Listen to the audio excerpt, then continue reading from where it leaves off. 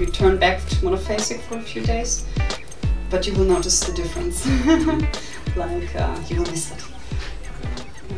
Can you tell what your current sleep schedule Yeah, is? I'm at the moment improvising because before I travel now, and it's really the stress. This is one of my challenges. I love to travel, and I think it's much more easy to have a schedule when you stay in one place and you have your routines. Then because you need your routine to be in. And I had travels in December, like on 3 different places, and then it was again difficult. So.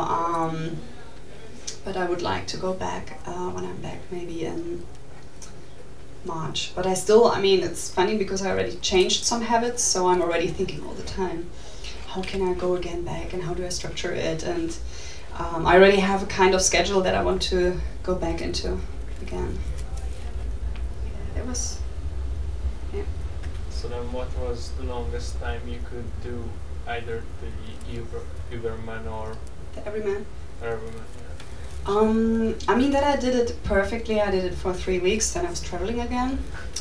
And then I was kind of again like for 2 months, but then I tried to do it without help.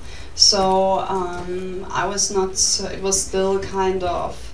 I still had some difficulties between 4 and 6 o'clock. So I would not say that I'm completely adapted. But this is for me really the challenge to really find a structured life and to be very strict with that. So, yeah. So why do you try to still challenge yourself if it didn't work out really well? No, but because I feel that it works out and it's much better. So, I mean, it's like I have a challenge for a few hours and I have some other challenges, but in general, I'm getting completely stressed if I miss 6 hours a day of time, and I'm also feeling I'm absolutely missing it at the moment. Like I'm preparing the speech, and I'm like, oh. I have it. For me, it's like, but it's like I'm like that. I feel happy if I can work, do 3 hours a day sport.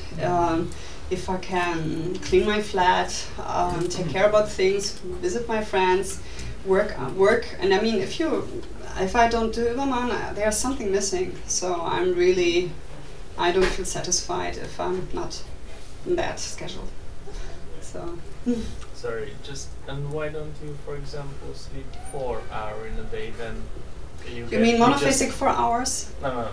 Then Uberman with 1 hour breaks, or Uberman with 1 hour breaks instead of 30 minutes. Then you just lost 4 hours in a day. Again, what is your suggestion? No, I'm just asking, why don't you implement 2 times longer sleeping? You mean biphasic sleeping? No, it means that you sleep 1 hour. 20 minutes, but 1 hour. 5 times.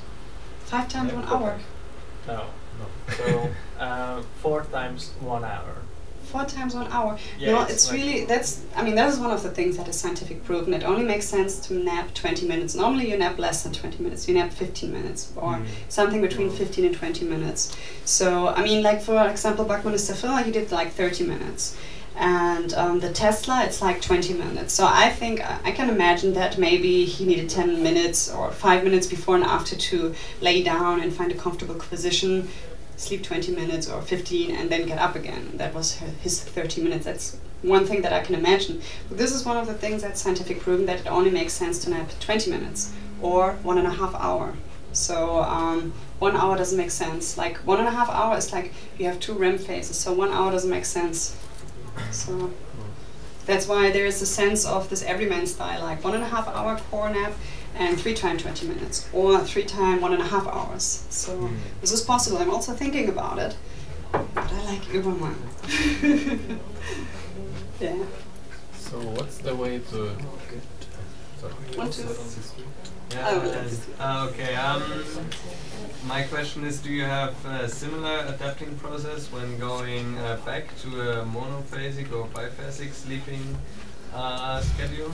No, the thing is, I mean, like I can say it, it's like, I mean, some people ask like, yeah, and then you sleep 2 days after the adaptation. I say, no, not at all. It's, I mean, if you really adapt it, that's also what I hear from other people, it takes a few days until you're monophasic again. You would wake up at night because your body is used to it. But of course, it's quite easy to get back on monophasic, especially, it's like, you just stop to do the naps in the daytime, but you will feel it. It's like your body is saying, I'm getting tired now, and then you feel like you're drowsing, especially on your nap time. You feel it, your body's programmed. But then you say, no, I stay awake, and it's possible. Then you maybe drink a coffee or something like that, and then you stay awake all day, and then you're completely exhausted in the night, and you will sleep your 8 hours. So it's quite easy to get back. I mean, this is also what happens naturally if I'm on a conference or something like that, where I really can't sleep. So so it's no problem, but it also, you will feel it also. It's like you feel that your body is used to it, to sleep at that time normally. Yeah. Does it answer the question? Yeah. Yes, it does. Okay. Yeah, one question? Yeah. Maybe I took first time. Okay. So far, I understand that the ultimate is Uberman. Like, if you can, like, this is kind of the hardest way to adapt. No, but there's once you can one adapt, harder, the Tesla. What? The Tesla is like 4 times 20 minutes. Okay. But I mean, there are also people who are saying like, I just read about it that they say, okay, don't sleep for 2 days and then do naps every 2 hours, so that you have more naps. And then go slowly down to 6 naps, and then to, no, if you sleep every 2 hours, it's 12 naps, then to go down with your naps, to have less naps. I mean, Pudoxic, she also took 1 nap more, some other do it in the adaptation. So I also was thinking about to try that out. So it's actually quite flexible, that how you structure the lengths between the sleeps, naps, or how many naps you will take. Is that so? But like, so far I understand that 20 minutes nap is effective, which I can understand that. Yeah. And like, without having core nap could be even effective. This is so far I understood. Yeah, so because your body is getting into the rhythm. I think it's very important to get a rhythm, to get a schedule.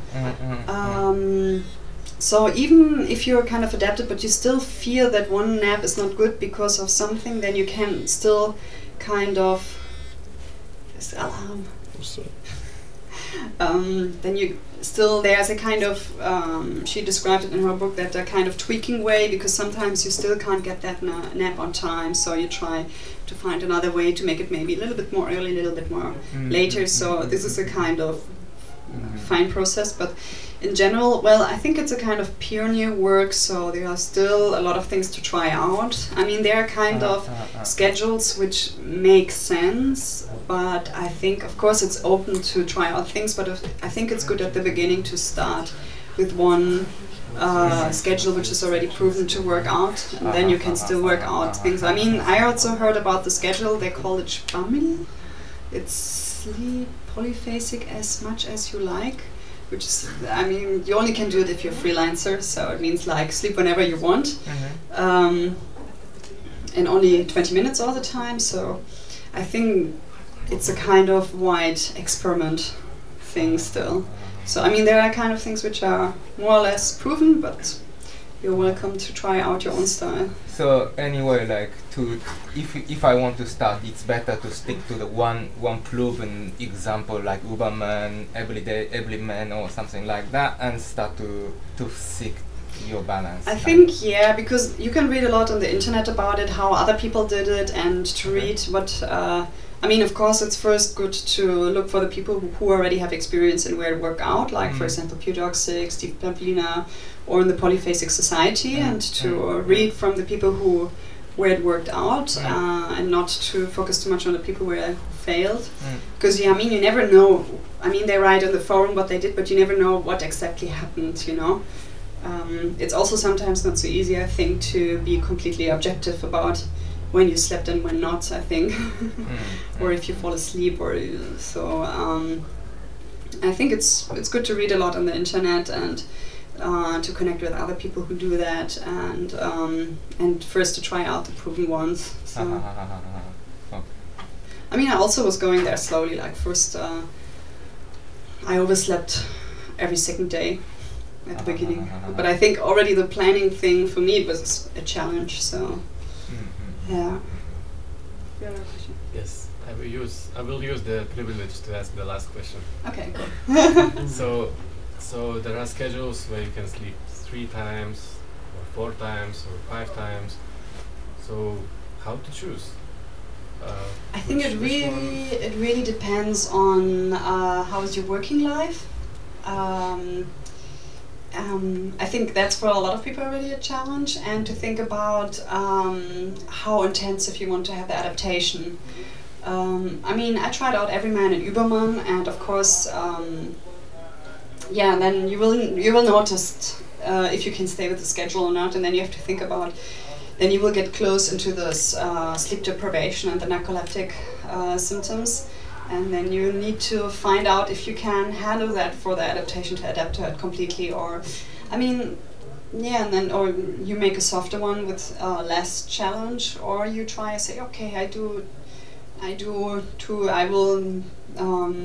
dedicate this 2 weeks to Uberman. I mean, you accomplish things, but you're quite a lot of time busy with staying awake. So I think also, I mean, on one hand, I had a lot of lucid dreams, but I also was very often worried in my dreams, like, oh, I'm a lucid dream. Damn, did I oversleep now? Did I hear the alarm? Damn, I should wake up now. So I was not focusing so much on lucid dreaming. I was having lucid dreams, and I also was good and was interesting. I also worked there a lot, and I realized that the lucid dreams in the daytime are completely different than in the nighttime, and was very interesting. But in general, you're very busy with staying awake. So, I mean, my plan is also to create a kind of workshop for 7 days, because especially the first 7 days are very challenging. And if you're with other people, it's way more easier. Really, if you're alone and your limbs are falling down, it's really super difficult. I'm not in the mood to carry plates around the house at 4 o'clock. Scary, who's coming there? Like, I think it's much more cooler if you're in a group and you're dancing together or doing other fun stuff, and I think that's my plan. That's why I also do the Uberman Nacht. So who's interested to check out how it could be one night to hang out together and to stay active and to stay awake. I mean, one night is very easy. It depends how sleep deprived you come, no? So yeah. So I hope I entertained you a little bit for this night, for this evening, and inspired you. So I'd say thank you, and you're welcome to come or to visit my webpage. Thank you.